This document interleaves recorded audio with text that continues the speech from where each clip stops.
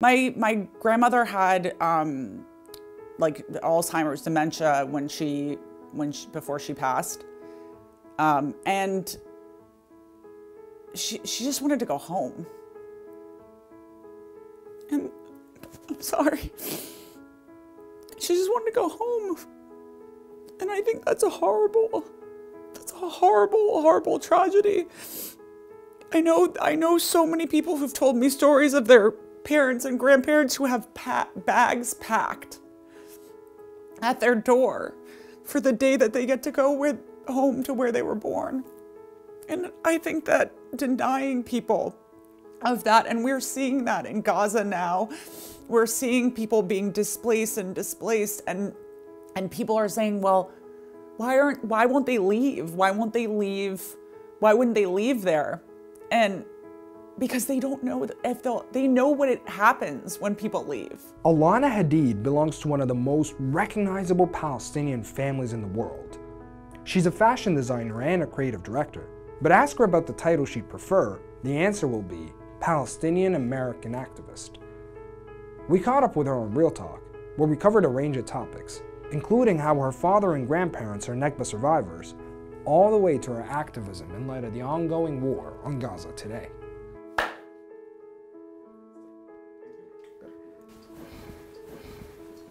Alana, thank you for coming on Real Talk. Thank you for having me. I truly appreciate you taking time out of your busy schedule. Thank you. You come from one of the most recognizable Palestinian families in the world, basically.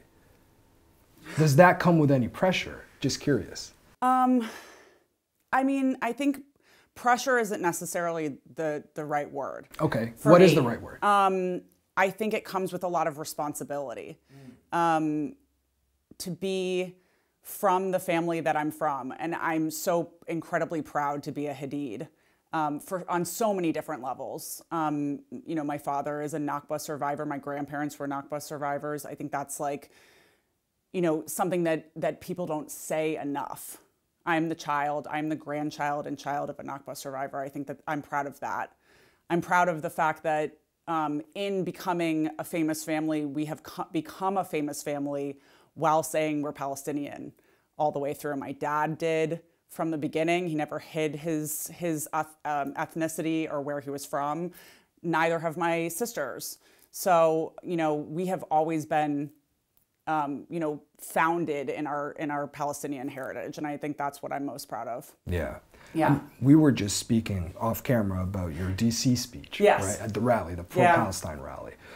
You know, what struck me from that speech is that how you started it off. You were just saying it now, you know, I am the daughter of a Nakba survivor. My name is Alana Hadid, and I'm the daughter of a Nakba survivor. What's that story? My family story isn't unique.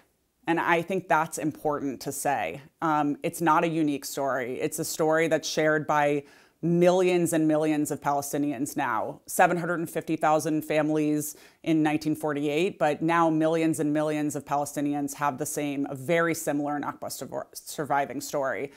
My father was born in 1948. My grandmother, my teta, went to Nazareth, where her family was from. My grandfather stayed in Safed, where his family home was. So the home that my grandfather lived in with my family, he brought in 2 Polish families after World War II. Right. He brought them into his home, and Jewish immigrants. Jewish immigrants. There were many families that took in multiple families from all over Europe after World War II, and my family was just one of them. While my grandmother was having my father, my grandfather was expelled from his home by that family and the Irgun and Haganah, who were terrorist organizations that later became the IDF. I mean, growing up, what kind of stories would you hear from your dad that he would pass down? You know, we talked about it. My grandparents spoke about it. My jiddo, my grandfather, unfortunately died when I was quite young. But my grandmother was quite outspoken, and she spoke about it. My father spoke about it. He told stories, the realities of the fact that they were expelled from their homes violently, and then they could never go back. I think that was what was instilled in me as a child, and I don't think I truly ever really understood it. And this sounds really kind of crazy, but I think I think after October 7th, seeing what's happening to Gaza, I have a greater understanding. I'm witnessing what my father and my grandparents and my aunts went through. I'm watching it on social media. Being forcibly displaced. Yes, being ethnically cleansed. That, I think, has given me a greater understanding for the Nakba, and it is also re-traumatizing Nakba survivors, not only in that many of them are being displaced again and again and again, but again now in Gaza, but also my father is watching what happened to him. He was, quite young. He's seeing it, and I think it is 100% re-traumatizing Nakba survivors now to watch it happen again. When your father and his family were expelled, I mean, they ended up going to several countries, right? It was Syria, then Lebanon, then Tunisia, before eventually settling in the U.S. I mean, any memories that have stuck with you from those stories? I mean, the story that we were told over and over again about my father was that when he moved to the U.S., he only spoke like 3 or 4 words of English. Wow. There's kind of a joke, I'm not sure if this is actually true, that he could say girl, boy, yes, no, and orange. And orange. So that is like, kind of a family little joke. But when I think about it, and I think, my father was a refugee. He was a refugee in multiple countries. My grandmother had just had a child, and she already had young daughters. And she put her kids literally on a donkey and they walked to Syria. So they were in Syria, they went all over. They were in Syria, they were in Jordan, they were in Lebanon for a little while, Tunisia, multiple places. She was a refugee for a long time and was never able to return. My grandfather never got to go back. My father went back with me, and the first time he ever saw the city that he would have lived in was with me in 2019. And just to be clear about that story, the immigrants that your grandparents hosted, they ended up taking their home and everything in it. They took over the house. They were living in kind of a secondary home, like a back house, almost like a guest house. And when my grandfather came home from work, he found them in the house, and there were, militants outside with guns that were like, "You're not re-entering. This is their house now," and he had to leave with just what he had. He wasn't allowed to take anything. I think they had put some things outside, and he was able to take those things. So, Anwar, your grandfather and your grandmother, they both passed. Yes. But they're buried in Virginia. Yes. Did that topic ever come up in the sense that they were buried thousands of miles away from where they were born? I have this conversation all the time, and I think about it all the time. My grandparents were never able to be buried in the place where they were born. I think that is a tragedy beyond. I worry all the time that my father won't be able to be buried in the place where he was born. And it makes me incredibly emotional to think about it. There are people who can convert to a religion and be buried in Palestine. And my father was born there and has trouble going back. He has trouble visiting, let alone being able to live and die in the place he was born. Where is the humanity for people to be able to die in the place they were born? I think that is something that a lot of people don't grasp, that they don't truly understand. They hear all of this talk about fighting and religion, and this is truly about people being able to return to the place where they were born, for me to be able to live and visit the place where my father was born. and for my father just to be able to live and die where he was born. That's it. That is what so many Palestinians want, what they are dying for. They want to go back. We just want to go back. We want to return. That's it. It seems small in this, but it really is. That's all we've ever asked for. And despite the fact that it's been years since their passing, I mean, the emotions are clearly still very raw. Incredibly. My grandmother had like Alzheimer's, dementia before she passed, and she just wanted to go home. And I'm sorry, she just wanted to go home, and I think that's a horrible tragedy. I know so many people who've told me stories of their parents and grandparents who have bags packed at their door for the day that they get to go home to where they were born. And I think that denying people of that, and we're seeing that in Gaza now, we're seeing people being displaced, and people are saying, well, why won't they leave? Why won't they leave? Why wouldn't they leave there? And because they don't know they know what happens when people leave. They know that they'll never be able to go back. That they have this chance of never being able to go home, and they'd rather die. They'd rather die in the place that they were born. They'd rather die in the place where they lived in their homeland than be displaced again.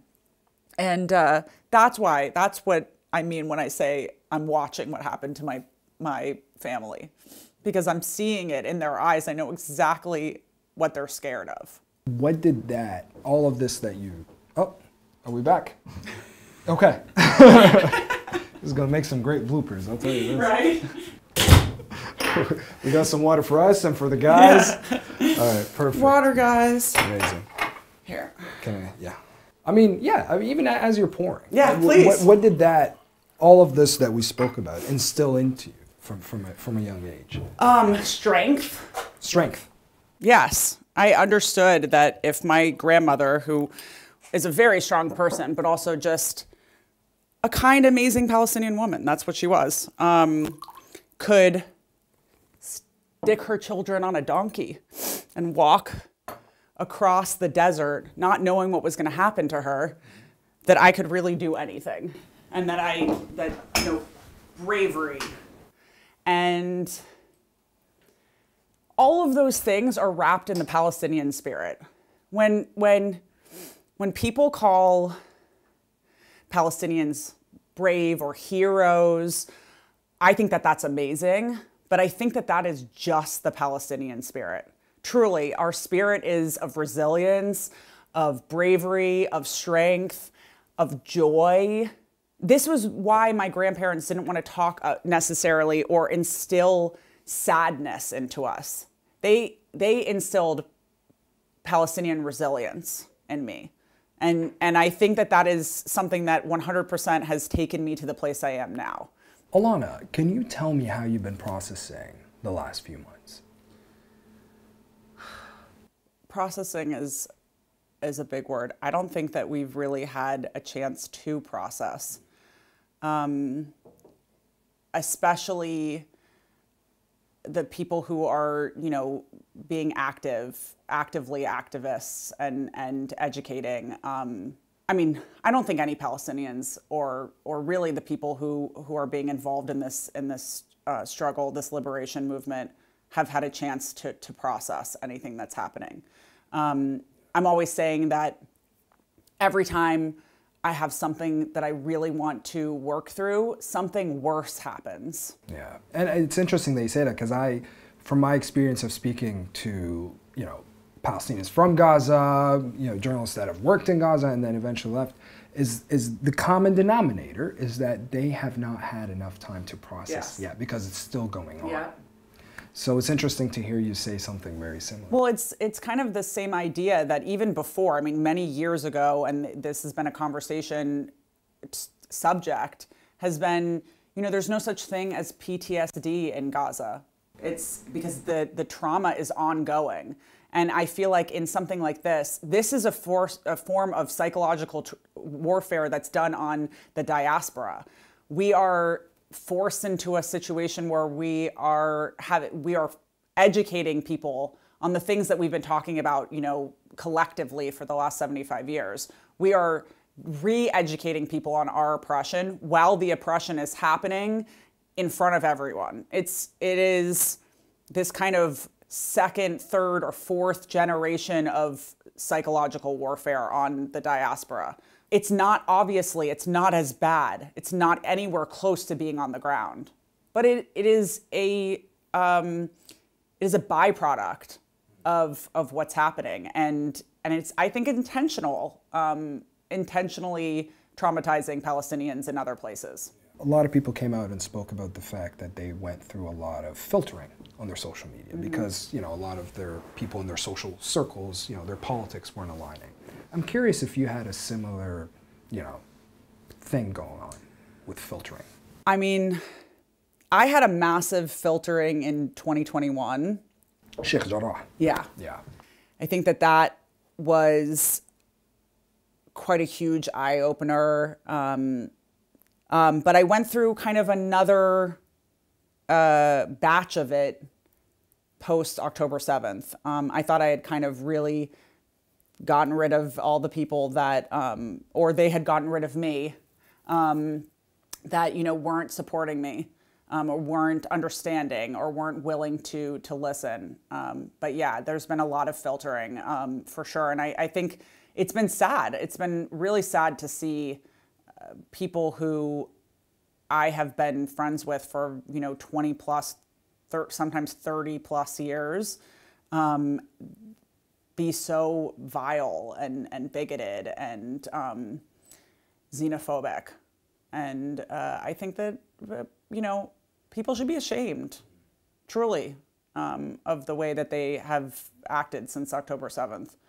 You know, when we mention Sheikh Jarrah, it reminds me of a story that's reminiscent of your family story. There was that story that went viral of this Israeli settler from New York, Jacob or Yaakov, I think is his name, who was basically squatting in a Palestinian family's home in occupied East Jerusalem. It was the el-kurd family. The el-kurd family, exactly. There are similarities across generations. Do you find that to be the case? Oh, yes. We say it all the time. The Nakba never ended. It has shifted and changed, and there are so many different forms that it's taken. But it never stopped. It started way before 1948. You know, it started years and years before that.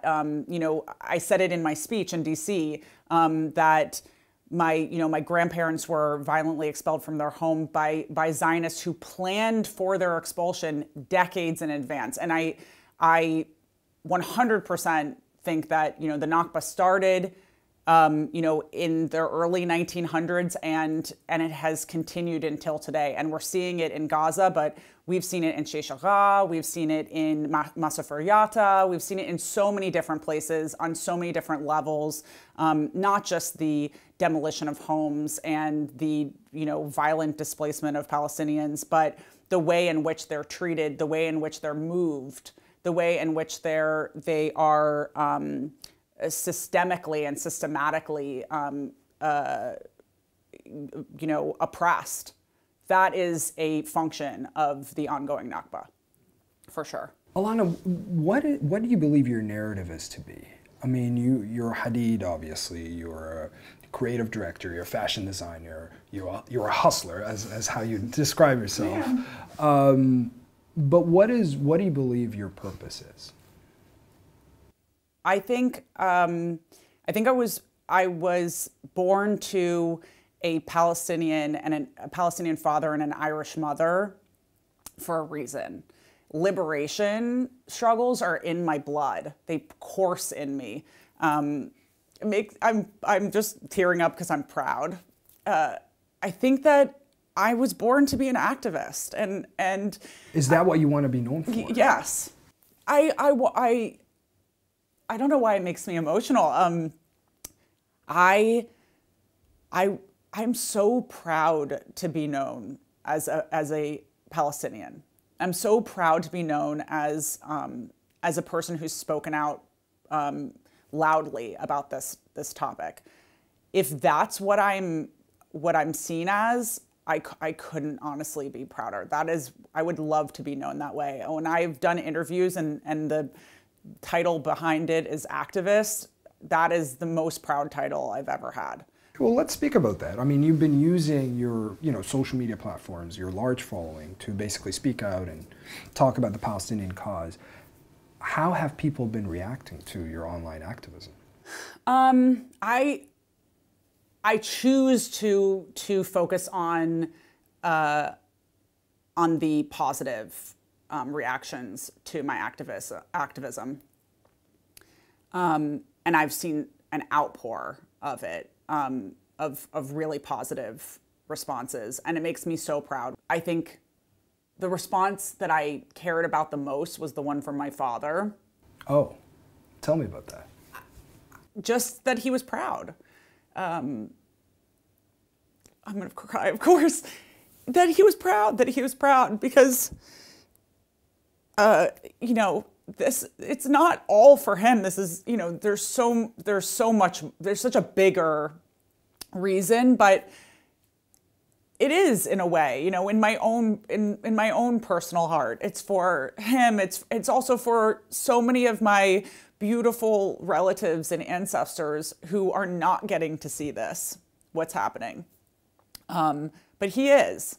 So for him to be proud and to think what I'm saying is important, that means a lot to me.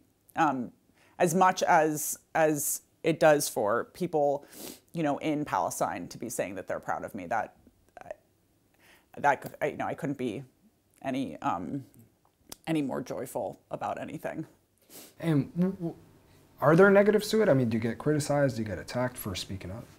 Yeah, and I wear that as a badge of honor, because if I wasn't saying the right thing, if I wasn't speaking the truth, then no one would be talking about it. They don't like what I'm saying, because what I'm saying is strong and it's right and it's just, and those are the people they want to silence. So, big badge of honor for me that they don't want me to speak. You spend most of your time in LA, right? I do. How has everything been unfolding where you reside? Oh, LA is like little Tel Aviv. Why do you call it that? There's a large Israeli supporting Jewish population in Los Angeles, and they themselves call it Little Tel Aviv. That's not something that I coined. I think what's been amazing about Los Angeles is watching the very strong anti-Zionist Jewish population in Los Angeles come out, in strength and say not in our name. And I have stood with many of my amazing anti-Zionist Jewish friends during rallies, and I think that has been a really strong voice in Los Angeles. But yeah, it's a different journey in Los Angeles for me now. I don't view it exactly the same way as I did before. It doesn't feel as much of a safe place as it did before. Really? Yeah, definitely. I don't feel as comfortable in spaces there. I'm out in those spaces. I'm wearing my keffiyeh. I'm proud. I'm very obviously Palestinian. I talk about it all the time. But you're obviously very recognizable. Very recognizable. I'm 6 feet tall. I'm not exactly easy to miss. And I dress loudly, and I'm not afraid, but I don't feel as comfortable as I did many years ago, and I think I was probably not as loved there as I thought I was, and I think people are just being vocal about it now. Do you think Gaza will be a major topic in the next U.S. election? I've said it before, and I'll say it again. It is 100% an election issue, and I mean, to the point where Biden has said he doesn't want Gaza to be an issue closer to the election. I think it's a little late for that. It's a little late. It's a little late for that. It is an election issue, and no one's going to forget about it by November. You know, whatever he does from now on, it doesn't truly matter. It will maybe matter for the people on the ground, and so I'm hopeful that he calls, you know, for a permanent and sustained ceasefire so that we can save more lives. But if he thinks it's going to save his ass, it's definitely not. How do you feel when you read those DMs from people in Gaza? I feel helpless. You feel helpless? I feel helpless. I feel like I want to do more, say more, speak more. Does it drive you? Is 100% a driver. I want to use the platform that I have to say as much as I can and to speak the words that they want me to say. I want to be a bullhorn for them. That is, I think, my reason for being, is to be an amplifier and a bullhorn for the people on the ground, for the Palestinians in Palestine and, you know, in 48 and in the West Bank, and all of these people who don't have the luxury or the platform to say all of these things. I just want to amplify them. It is a driver. It also makes me feel incredibly horrible and helpless that I pay taxes in a country that is funding this, that it's taken 75 years for us to have this type of support. I feel guilty for, you know, the years that I didn't use my platform to talk about it as much. I mean, there weren't that many years, but the couple of years that I had a platform that, you know, I didn't speak about it every day. But yeah, it's a driver for me for sure. Alana, I want to close on this. In your opinion, from your experience, what does it mean to be Palestinian in today's climate? Oh, wow. That's a deep question, and I appreciate it. What does it mean to be Palestinian? I mean, I think for me, it means, right now, for me, it means to be Palestinian, it means to be deeply rooted in the state and the homeland of Palestine. It means to be strong. It means to be resilient. It means to be brave. It means to be an educator. And it means that my family was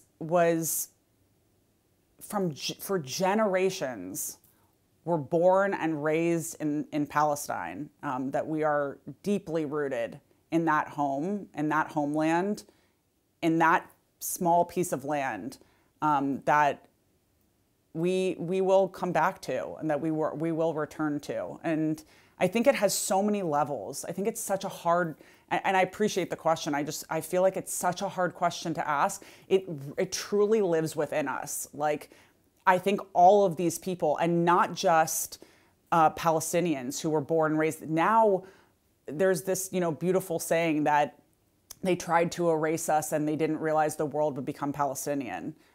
We've all become Palestinian in our ways, and I think that is just something I never thought I would see, and it's just so beautiful. I feel like there's so many more Palestinians now. On that note, thank you so much for your time, Alana, and thank you for letting us into your space. Thank you so much. Thanks for speaking to me. I really, really appreciate it. Thank you so much, Alana. Thanks, Mohamed.